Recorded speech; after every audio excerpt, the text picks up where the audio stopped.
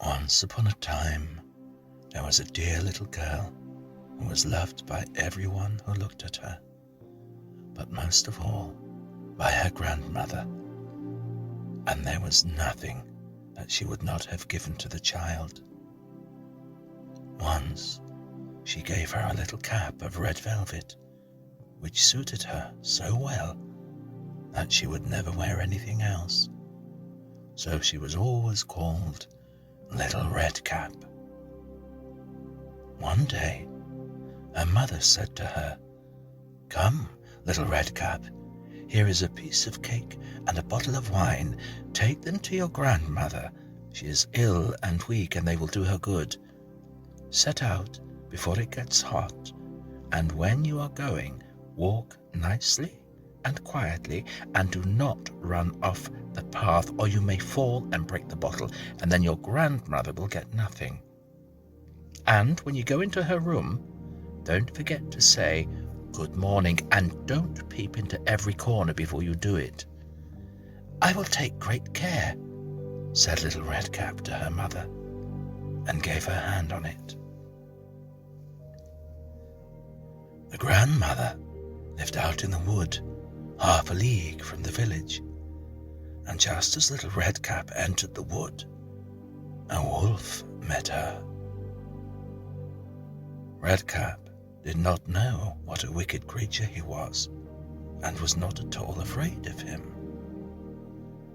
"Good day, Little Red Cap," said he. "Thank you, kindly wolf." "Where do you go so early, Little Red Cap?" "To my grandmother's."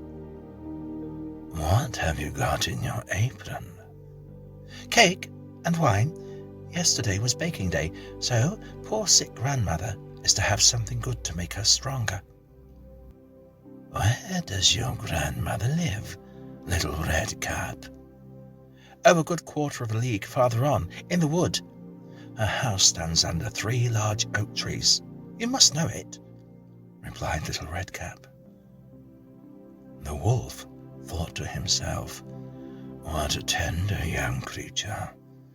What a nice plump mouthful she will be. Better to eat her than the old woman. I must act craftily so as to catch both."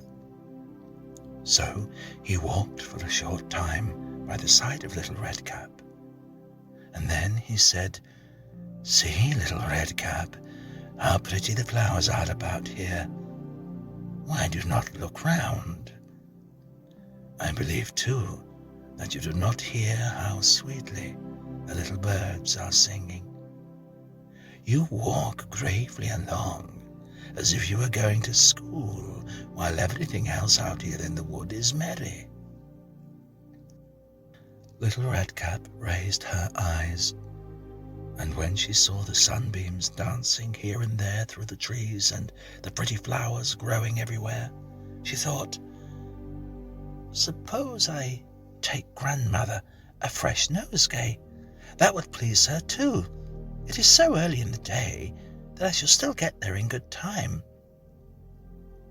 And so she ran from the path into the wood to look for flowers, and whenever she had picked one, she fancied she saw a still prettier one further on, and ran after it, and so got deeper and deeper into the wood. Meanwhile, the wolf ran straight to the grandmother's house and knocked at the door. "Who is there?" "Little Red Cap," replied the wolf. "Lift the latch," called out the grandmother. "I am too weak and cannot get up." The wolf lifted the latch. The door flew open, and without saying a word, he went straight to the grandmother's bed and devoured her. Then he put on her clothes, dressed himself in her cap, laid himself in bed, and drew the curtains. Little Red Cap, however, had been running about picking flowers, and when she had gathered so many that she could carry no more, she remembered her grandmother and set out on her way to her. She was surprised to find the cottage door standing open, and when she went into the room, she had a strange feeling.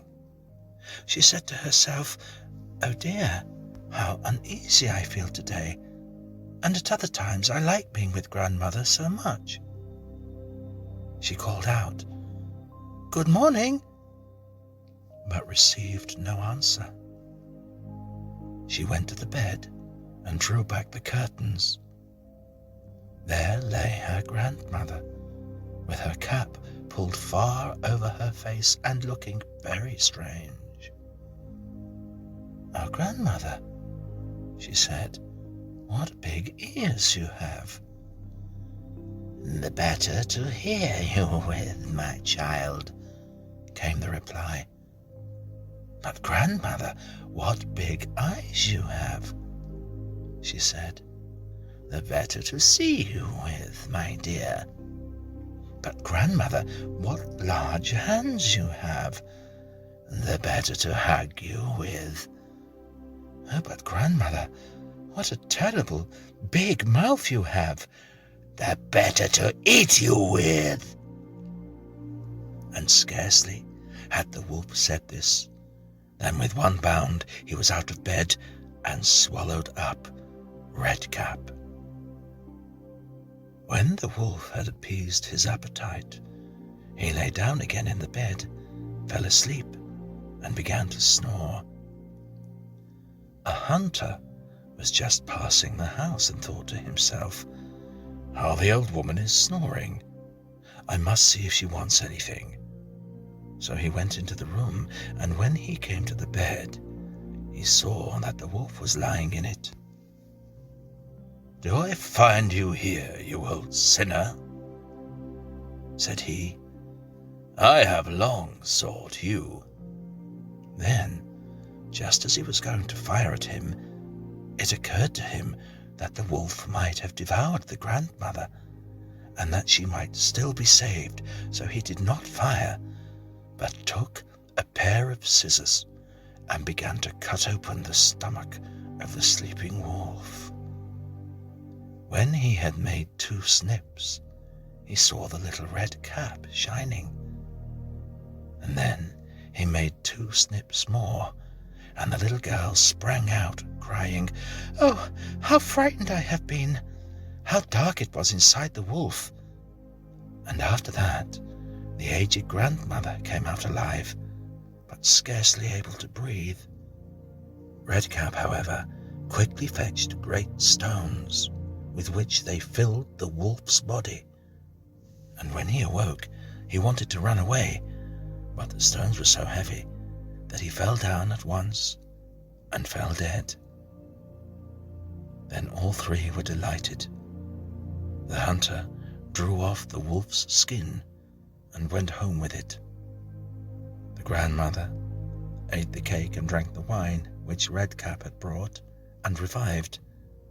But Redcap thought to herself, "As long as I live, I will never by myself leave the path to run into the wood where my mother has forbidden me to do so." It is also related that once, when Redcap was again taking cakes to the old grandmother, another wolf spoke to her and tried to entice her from the path. Redcap, however, was on her guard and went straight forward on her way and told her grandmother that she had met the wolf, and that he had said good morning to her, but with such a wicked look in his eye that if they had not been on the public road, she was certain he would have eaten her up. "Well," said the grandmother, "we will shut the door that he may not come in." Soon afterwards, the wolf knocked and cried, "Open the door, grandmother. I am little Redcap, and I am fetching you some cakes." But they did not speak or open the door, so the greybeard stole twice or thrice round the house, and at last jumped on the roof, intending to wait until little Redcap went home in the evening, and then to steal after her and devour her in the darkness. But the grandmother saw what was in his thoughts. In front of the house was a great stone trough, so she said to the child, "Take the pail, Redcap. I made some sausages yesterday, so carry the water in which I boiled them to the trough." Redcap hurried until the great trough was quite full. Then the wolf smelt the sausages, and he sniffed and peeped down, and at last stretched out his neck so far he could no longer keep his footing, and began to slip, and he slipped down from the roof straight into the great trough and drowned. Redcap went joyously home and never did anything to harm anyone.